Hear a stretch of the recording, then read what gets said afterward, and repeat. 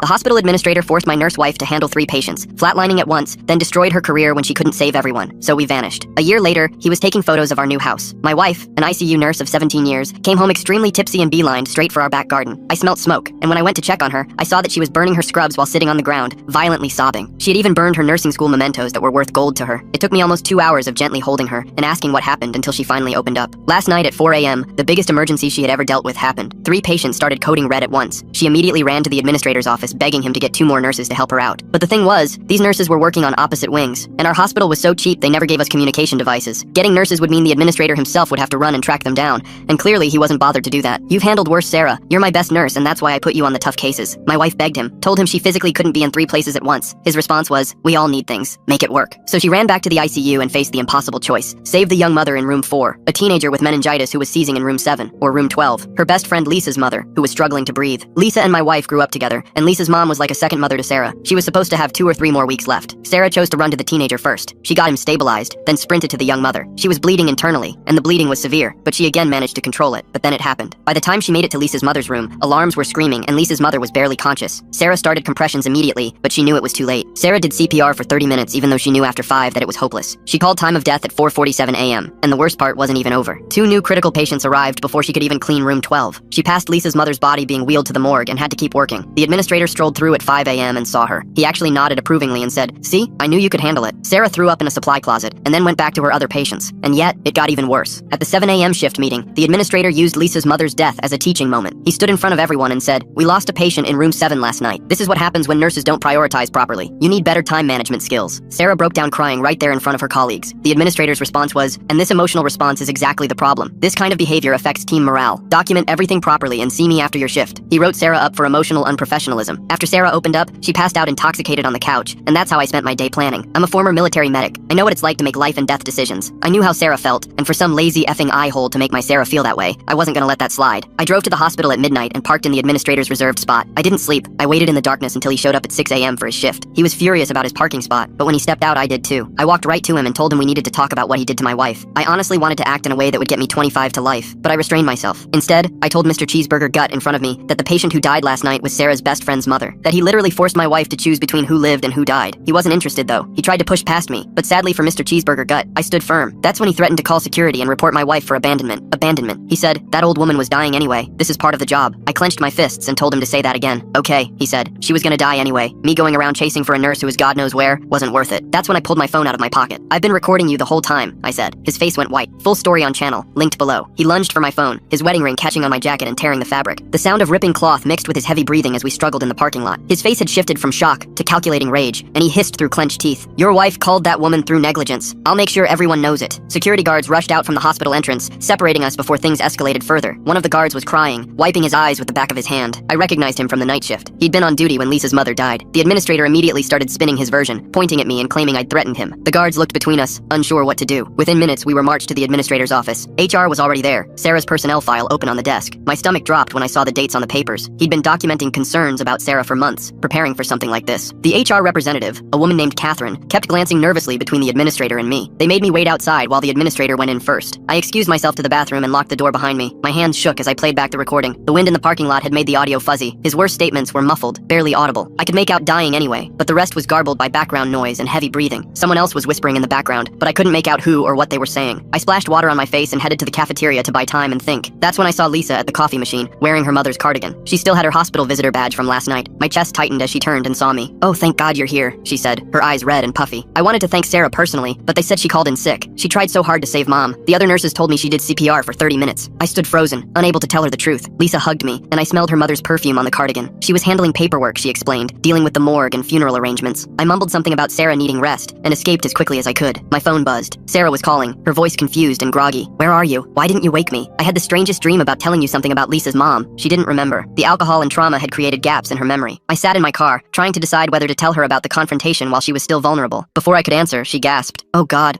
it wasn't a dream. Lisa's mother. I couldn't save her. I heard her running to the bathroom, retching. I started the car to head home when the administrator appeared at my driver's side window, knocking with his class ring. His hands were shaking, but his voice was steady. He held up termination papers. "Delete the recording," he said. "Delete it now, and Sarah keeps her job. I'll even write her a glowing recommendation. She'll never have to know about this conversation." I stared at the papers. Sarah's name was typed at the top. The reason for termination listed as patient abandonment resulting in death. "You have 10 seconds to decide, he said. I drove away without answering, leaving him standing in the parking lot. At a gas station a few blocks away, I noticed a car had followed me. A nurse got out, someone I'd seen around but never met. She glanced around nervously before approaching. I was in the staff meeting, she whispered. When he blamed the wrong room number, I recorded it on my phone. We all do it for meeting notes, phones hidden in our laps. I have his whole speech about room 7 when the patient was in room 12. She showed me her phone, hands trembling. The video was clear, the administrator's voice distinct, but she was terrified of retaliation. I have 2 kids. I can't lose this job, but what he did to Sarah. She transferred the file to my phone and drove away before I could thank her. When I got home, Sarah was in the backyard again, poking at the ashes from her burned scrubs. A piece of fabric had survived, room 12 partially visible on the melted badge. She picked it up and started sobbing again. I held her, still not telling her about the morning's events. An hour later, I convinced her to rest and drove to Lisa's house to pay respects. The administrator's car was in the driveway. Through the window, I could see him handing Lisa an envelope. When I knocked, Lisa answered with tears streaming down her face. The hospital sent a representative, she said, gesturing to the administrator. They brought a $5,000 bereavement fund check. Isn't that thoughtful? The administrator smiled at me over Lisa's shoulder. We take care of our families here, he said, though some nurses handle these situations better than others. I was just explaining to Lisa how these critical moments require split-second decisions. Some nurses make the right choices. Others, well, Lisa's face changed, confusion mixing with her grief. What do you mean? Nothing to concern yourself with, the administrator said smoothly. Just know that we're investigating to ensure this never happens again. I left before I did something I'd regret, but the damage was done. By evening, Sarah's antidepressant prescription was denied at the pharmacy drive-thru. The pharmacist mentioned an employment verification issue from the hospital. Without insurance, the medication would cost $400. I sat in my home office reviewing both recordings. The administrator clearly said room 7 in the staff meeting, but the teenager had been in room 7. Lisa's mother was in room 12. His mistake seemed deliberate, shifting blame to the wrong room to confuse the narrative. The next morning, I met the night janitor at a local diner. He'd reached out through the nurse, terrified but needing to talk. He'd seen the administrator in the ICU at 3:45 a.m. before the crisis started. He was looking at the patient boards, the janitor said in accented English. I thought it was strange. Administrators never come that early. He glanced around nervously. He knows I'm undocumented. My whole family depends on this job. Before I could respond, my phone rang. Sarah was driving and I could hear she was crying. I'm going to the hospital. I need to get my things. I need to talk to him. I threw money on the table and ran to my car. I found her in the employee parking lot, still wearing yesterday's clothes. She hadn't showered or eaten. She was clutching printed emails between her and Lisa's mother about lunch plans they'd made for next week. I chose wrong, she kept saying. I should have saved her first. She trusted me. I held her as she broke down completely. Her blood pressure was visibly affecting her, face flushed and hands shaking. I drove her to urgent care, where she collapsed from dehydration and exhaustion. The nurse recognized her from the hospital, and I had to lie about her condition to prevent a psychiatric hold. That evening, Lisa showed up at our house with her mother's medical chart. The administrator had given her full transparency. The chart showed Sarah entered room 12 last. Lisa demanded to know why. Your wife chose to let my mother die, Lisa said, her voice rising. She saved strangers instead of the woman who helped raise her. The confrontation spilled into our front yard. Neighbors gathered, some recording on their phones as Lisa shouted about Sarah choosing to let her mother die. I realized the administrator had orchestrated this, turning Lisa's grief into a weapon. The next day, Lisa filed a complaint at the police station about Sarah's negligence. The desk sergeant mentioned the administrator had already called about an incident pattern. They had to investigate any death-related complaint, even if prosecution was unlikely. Our attorney reviewed the recordings in his office, then delivered bad news. We lived in a 2-party consent state. Using the recording could lead to my arrest for illegal wiretapping, not the administrator's. Sarah's colleague texted urgently. The administrator had announced Sarah's indefinite suspension at the staff meeting, framing it as protecting staff from an unstable colleague. The text message included a photo of the meeting room whiteboard with Sarah, unstable, written in red marker. My hands clenched around the phone as I showed it to our attorney. He shook his head, explaining that workplace defamation was nearly impossible to prove without damages beyond termination. Sarah discovered the social media post that night. Lisa had uploaded a photo of her mother with the caption, "Killed by negligent nurse Sarah, last name, who chose to save others first." The post had 847 shares in 2 hours. Comments ranged from sympathy to death threats. Sarah's hands trembled as she scrolled through messages from former colleagues distancing themselves. The next morning, our bank called about suspicious activity on our joint account. The manager mentioned a concerned call about my threatening behavior at the hospital. They'd frozen our accounts pending investigation. I drove to the branch immediately, but the damage was done. Bills were already bouncing. Sarah's pastor called to cancel their counseling appointment. His secretary whispered that the administrator served on the church board and had expressed concerns about the situation. Even our spiritual support system was compromised. Sarah sat in the kitchen, staring at her coffee, isolated from every community that once sustained her. I discovered our car tires slashed when I went to buy groceries. Security footage showed a teenager wearing a memorial t-shirt with Lisa's mother's photo. The vandalism was spreading beyond angry words. I changed the tire myself, knowing police wouldn't prioritize property damage amid everything else. The insurance company called that afternoon. Sarah's coverage was terminated effective immediately due to termination for cause. The representative explained that continuation coverage wasn't available in such cases. Her antidepressants would now cost $400 monthly. I calculated our savings against mounting expenses and felt my chest tighten. Our neighbor knocked on the door at dinner time. She'd seen the administrator at our mailbox at 5 a.m. Her description of his car was precise. He'd been there before dawn, doing something with our mail. I checked the box and found nothing unusual, but the violation of boundaries was escalating. I paid cash for Sarah's medication at CVS. The pharmacist slipped me a note with my receipt. He asked about all her prescriptions yesterday. My jaw clenched as I realized the administrator was gathering ammunition, looking for anything to use against us. The pharmacist's worried expression told me she'd said too much already. Sarah found the termination letter in our mail the next day. The document was dated 3 days before Lisa's mother died. The administrator had pre-planned this, setting Sarah up to fail. She stared at the date, understanding dawning in her eyes. This wasn't about the tragedy. This was calculated destruction. I followed the administrator to the hospital parking garage that evening. Through his car window, I heard him on the phone. The husband's a problem, but I know his military history. PTSD, anger issues. We can use that. He was researching my background, looking for leverage. I backed away before he noticed me. Police arrived at our house with a restraining order the following morning. The order included both of us, citing Sarah's unstable behavior and my threatening conduct. We couldn't go within 500 feet of the hospital. Sarah couldn't even retrieve her personal belongings from her locker. The officer seemed apologetic but firm. Sarah's best friend from nursing school called, voice strained. Her daughter was Lisa's goddaughter. She couldn't see us anymore, couldn't risk taking sides. The support network Sarah had built over 17 years crumbled with each phone call. Isolation tightened around us like a noose. Death threats started appearing in our mailbox. Anonymous notes describing what should happen to murderer nurses. I installed security cameras, but the damage to Sarah's psyche was evident. She stopped eating, stopped showering, moved through our house like a ghost. The administrator's psychological warfare was working. We checked into a motel when rocks came through our living room window. The clerk mentioned someone had called asking if we'd registered. Even in hiding, the administrator tracked our movements through his network. Sarah sat on the motel bed, knees drawn to her chest, smaller than I'd ever seen her. A night nurse from the hospital texted me to meet at a truck stop diner. She'd been working the opposite wing during the crisis. Her hands shook as she revealed she'd been in the administrator's office when Sarah begged for help. She'd heard him clearly say, "Let the old woman go. She's costing us too much anyway." The nurse showed me her phone. She'd recorded the conversation for her own protection, a habit developed after previous administrators had thrown staff under buses. The audio was clear, damning, but she had a work visa, 2 kids. The administrator controlled her future. She transferred the file and left quickly. Driving back to the motel, I noticed the administrator's car in my rearview mirror. He followed aggressively, swerving between lanes. His controlled facade was cracking. The emergence of an unknown witness had shifted the game. I pulled into the police station parking lot, forcing him to drive past. Inside the station, the administrator was already there, filing a complaint about harassment. He claimed I'd been stalking him, threatening his safety. The desk sergeant looked between us, clearly uncomfortable with the escalating situation. Neither of us could prove our claims in that moment. The night nurse called, panicking. She'd received a text from the administrator. "Remember your visa status. We need to discuss your future at the hospital." The threat was clear. She was wavering, reconsidering her offer to help. I couldn't blame her. The administrator held too many lives in his hands. An emergency hospital board meeting was called. Sarah wasn't invited, but news traveled fast. The administrator was painting himself as a victim of a vengeful employee and her unstable husband. Board members who'd known Sarah for years were being told she'd snapped under pressure, become dangerous. The district attorney's office finally agreed to review the case. The prosecutor examined the evidence, particularly the nurse's recording. The administrator's words about letting the old woman go suggested administrative decisions that directly caused death, but prosecution would be complex, requiring proof of intent beyond negligence. The administrator's lawyer arrived at the motel with a settlement offer: sign a non-disclosure agreement, accept a modest payout, and leave town. The alternative was years of legal battles we couldn't afford. Sarah looked at the papers with dead eyes. The man who'd destroyed her was offering to pay her to disappear. I met with the night janitor again. He'd found something in the trash from the administrator's office, a staffing chart from the night before the crisis. 3 nurses had been scheduled for the ICU. The administrator had personally crossed 2 names out, reassigning them to save overtime costs. He'd created the deadly situation intentionally. The janitor's hands trembled as he gave me the document. His family's entire future depended on his hospital job. The administrator knew about his immigration status, held it over him like a sword, but he couldn't live with what he'd seen anymore. Heroes come in unexpected forms. Sarah attempted to meet Lisa at a coffee shop to explain everything. Lisa arrived with 2 friends, creating a public confrontation. She threw the medical chart on the table, demanding Sarah explain why her mother died last. The coffee shop patron stared as Lisa's grief exploded into accusations. Sarah fled to the bathroom, vomiting from stress. The administrator appeared at the coffee shop as if by coincidence. He comforted Lisa, playing the compassionate leader while shooting glances at Sarah through the bathroom door. Every move was calculated, every interaction designed to deepen wounds. He turned Lisa into a weapon against her mother's best friend. Our attorney called with mixed news. The evidence was compelling but complex. The administrator's decision to deny help could constitute negligent homicide, but proving it required witnesses willing to testify. Everyone who could help had something to lose. The case would hinge on courage versus self-preservation. Sarah's nursing license was under review. The board had received multiple complaints, all traced back to the administrator's network. Even if criminal charges didn't stick, her career hung by a thread. 17 years of dedication reduced to defending herself against orchestrated lies. The hospital's PR department released a statement about recent incidents and their commitment to patient safety. Sarah wasn't named, but anyone following local social media knew. The narrative was set, a nurse had failed, and the hospital was taking action. The administrator positioned himself as the solution to a problem he'd created. I found Sarah in the motel bathroom at 3 a.m., holding her bottle of antidepressants. She wasn't planning anything, just staring at the pills that represented her unraveling stability. I held her while she sobbed about failing Lisa's mother, about choosing wrong, about the impossibility of saving everyone when the system was designed for failure. The next morning brought a breakthrough. The administrator's son appeared at our motel, visibly distressed. He'd overheard his father at dinner complaining about the old woman's expensive care weeks before she died. His conscience wouldn't let him stay silent. Sometimes the apple does fall far from the tree. The son's willingness to testify changed everything. The prosecutor moved forward with charges of negligent homicide. The administrator's careful construction began crumbling. Hospital board members distanced themselves. The narrative shifted from a nurse's failure to an administrator's deadly cost-cutting. But the administrator wasn't finished. New social media accounts appeared, spreading rumors about Sarah's history of instability. Photos from the night she burned her scrub surfaced, taken by someone who'd been watching our house. The psychological warfare intensified even as legal walls closed in. The night nurse finally agreed to testify after the administrator threatened her children's school enrollment. She realized he'd destroy her either way. Her courage inspired others. The janitor stepped forward with the staffing charts. A cascade of witnesses emerged from the shadows of fear. Lisa began questioning the narrative she'd been fed. The medical chart showed impossible timing. No nurse could have saved all 3 patients under those conditions. Her grief remained, but doubt crept in about who truly bore responsibility for her mother's death. The administrator's manipulation was unraveling. Sarah received a call from a hospital 2 hours away. They'd heard about her situation through nursing networks. They offered her a position with proper staffing ratios and supportive administration. Light appeared at the end of our tunnel. Not all healthcare systems were broken beyond repair. The administrator made one final attempt at control. He arrived at the motel at midnight, demanding we meet. His composure had shattered completely. He ranted about ungrateful nurses, about sacrifices he'd made, about the unfairness of being blamed for business decisions. The real man emerged from behind the calculated facade. I recorded his entire breakdown. In a two-party consent state, the recording was useless as evidence, but it revealed the truth of who he was. A man who viewed nurses as expendable resources, patients as financial burdens, and human life as numbers on a spreadsheet. His rant included admissions that sealed his fate. The prosecutor played the night nurse's original recording at the preliminary hearing. The administrator's voice filled the courtroom. Let the old woman go. She's costing us too much anyway. Lisa sat in the gallery, her face crumbling as she understood the truth. Her mother hadn't died because Sarah chose wrong. She died because the administrator chose profits. Plea negotiations began immediately. The administrator's lawyer recognized the impossibility of defending those words to a jury. Hospital administrators across the state watched nervously. The case set precedent for administrative accountability in understaffing decisions. Cost-cutting that endangered lives could now lead to criminal charges. The administrator accepted a plea deal for criminally negligent homicide, 18 months in prison, loss of his administrative license, and prohibition from healthcare management. It wasn't enough for a life lost, but it was more than most administrators faced for deadly decisions. Justice came in imperfect portions. Sarah met Lisa one last time before we left town. They sat in the hospital memorial garden, both crying for different reasons. Lisa apologized for the social media posts, for the accusations, for being manipulated in her grief. Sarah held her, both women victims of a system that prioritized profits over people. The morning we packed to leave, neighbors who'd been silent began approaching. They'd been afraid to support us publicly, but wanted us to know they understood. The administrator's arrest had freed them from fear. Community sometimes returns when courage defeats intimidation. Sarah's hands steadied as she packed her new scrubs for the new hospital. The tremor that had developed during our ordeal faded. She wasn't the same nurse who'd burned her uniforms in our backyard. That innocence was gone, but something stronger had emerged from the ashes. I drove past the hospital one last time. The administrator's reserved parking spot was empty. New policies were already being implemented. Minimum staffing ratios, communication devices for all nurses. Lisa's mother's death had forced changes that would save future lives. Sometimes tragedy creates transformation. The investigation revealed 14 other incidents where the administrator's cost-cutting had endangered patients. Families came forward with stories of preventable deaths and near misses. His 18 months in prison seemed lighter with each revelation, but the system that created him remained largely intact. Sarah started at her new hospital with transparency about our story. Her colleagues embraced her, understanding the impossible position she'd been forced into. The nursing community had followed our ordeal online. She became an inadvertent symbol of what nurses faced when administrators valued budgets over bed rails. 3 months into her new position, Sarah called me from work, voice lighter than I'd heard in months. She'd managed a critical situation with proper support, saving all her patients because she had adequate resources. The contrast illuminated how preventable Lisa's mother's death had been. Proper staffing wasn't expensive. It was essential. The administrator served 12 months of his 18-month sentence. Good behavior and overcrowding earned him early release. He moved to another state, barred from healthcare but not from business. Sarah tracked his LinkedIn profile, watching him rebuild in a different industry. Some people never truly pay for their choices. Lisa sent a Christmas card with a note of forgiveness and understanding. She'd started advocating for nurse-to-patient ratios in her mother's memory. Grief had transformed into purpose. The friendship with Sarah couldn't be rebuilt, but mutual respect emerged from shared trauma. Both women carried scars that would never fully heal. The administrator's early release hit us through a Google alert Sarah had set up. 12 months instead of 18. I watched her jaw tighten as she read the notification at our new kitchen table. She closed her laptop and went to prepare for her shift without saying a word. That afternoon, a package arrived with no return address. Inside was a single photo, Sarah entering our new hospital, taken from across the street. The message was clear. The administrator knew where we'd relocated. My hands shook as I installed new security cameras, checking angles from every window. Sarah's supervisor called her into his office the next morning. Someone had sent an anonymous email detailing the incident at her previous hospital. The supervisor, a former ICU nurse himself, printed the email and handed it to Sarah. I know what really happened, he said. This changes nothing about your employment here. The relief on Sarah's face lasted exactly 3 hours. Lisa called the hospital directly, demanding to speak with Sarah's supervisor about her mother's death. The receptionist transferred the call to administration. By lunch, rumors were spreading through the nursing staff about Sarah's past. I found Sarah in the hospital parking garage during her break, sitting in her car with her head against the steering wheel. She showed me her phone. 17 missed calls from numbers she didn't recognize. The administrator's network was reactivating, reaching into our new life with surgical precision. Our new neighbor mentioned seeing a man taking photos of our house from his car. The description matched the administrator perfectly. He'd driven 2 hours to surveil us, documenting our routines. I filed a police report, but without proof of harassment, they couldn't act on suspicions alone. Sarah's first performance review came early. Her supervisor called it routine, but we both knew the truth. The anonymous complaints had triggered administrative scrutiny. Despite flawless patient care and colleague testimonials, she was placed on probationary status, pending further evaluation. The administrator's shadow stretched across state lines. I started sleeping in shifts, watching the security cameras while Sarah worked nights. The fourth night, I saw him. The administrator sat in a rental car 3 houses down, just outside the range of streetlights. He stayed for 2 hours, engine running, before driving away. The breaking point came when Sarah received a subpoena. The administrator was suing for defamation, claiming our false accusations had destroyed his career. The lawsuit sought damages exceeding our net worth. He'd found a way to continue his assault through the legal system. Sarah's hands trembled as she read the legal documents. The lawsuit named specific statements from the criminal trial,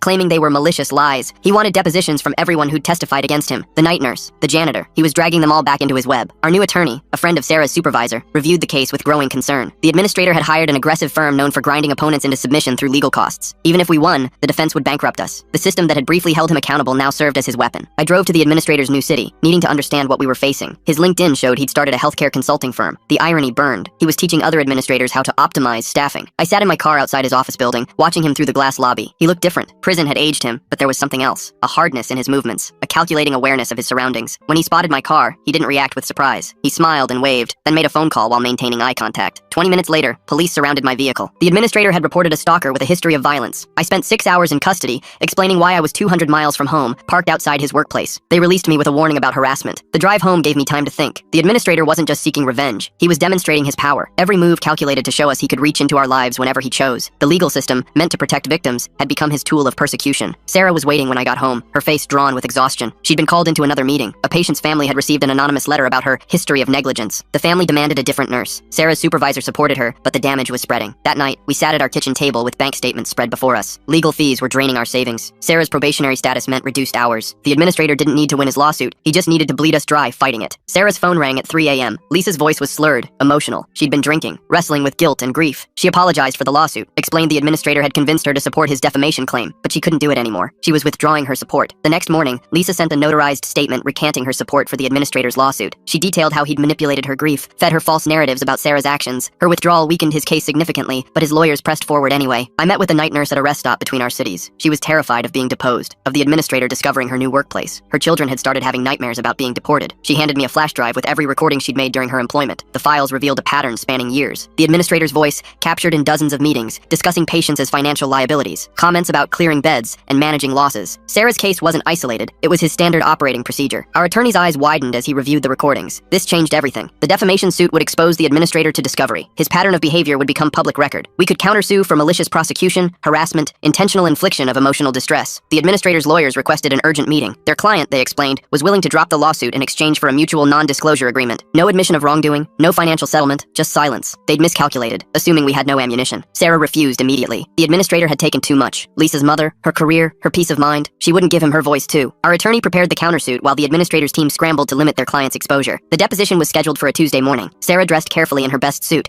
hands steady for the first time in months. But when we arrived at the law office, the administrator's chair was empty. His lawyers announced he'd been hospitalized for chest pains. It was a delay tactic, but it worked. The deposition was rescheduled, then postponed again when the administrator claimed ongoing cardiac issues. Each delay cost us money, time, emotional energy. Sarah's probationary period at the hospital extended with each missed court date. 3 months into the legal battle, the administrator made a mistake. He sent an email directly to Sarah's hospital administrator from his personal account. The message was carefully worded, expressing concern about patient safety given Sarah's documented history, but he'd revealed his active interference. Sarah's hospital administrator forwarded the email to our attorney. It demonstrated ongoing harassment, violation of the restraining order from the criminal case. The administrator had handed us evidence of his continued campaign. His need for control had overridden his caution. The judge in our countersuit case wasn't sympathetic to the administrator's medical delays. She ordered an independent medical examination. The results were predictable. The administrator was healthy enough to attend deposition. No more postponements would be granted. I watched the administrator enter the deposition room, his confidence visibly shaken. Months of legal maneuvering had cost him too. His consulting firm was struggling. Potential clients Googling his name found news articles about the negligent homicide conviction. His attempt to destroy Sarah was destroying him. Sarah testified for 4 hours, recounting not just the night Lisa's mother died, but the months of harassment that followed. She produced printed emails, security footage, phone records. The administrator's lawyers objected repeatedly, but the evidence was overwhelming. Their client had stalked, harassed, and attempted to destroy a witness from his criminal case. The administrator's deposition was scheduled for the following week, but he never appeared. His lawyers filed a motion to dismiss his own lawsuit, accepting liability for our legal fees. The sudden capitulation felt hollow. He'd already cost us thousands in fees, months of anguish, Sarah's reputation at her new job. 2 days later, news broke that the administrator had been arrested in another state. He'd been caught falsifying credentials to obtain a hospital administrative position. The background check had revealed his healthcare prohibition. Facing fraud charges, his house of cards was collapsing. Sarah worked her shift the night we heard about his arrest. I waited in the parking lot to drive her home,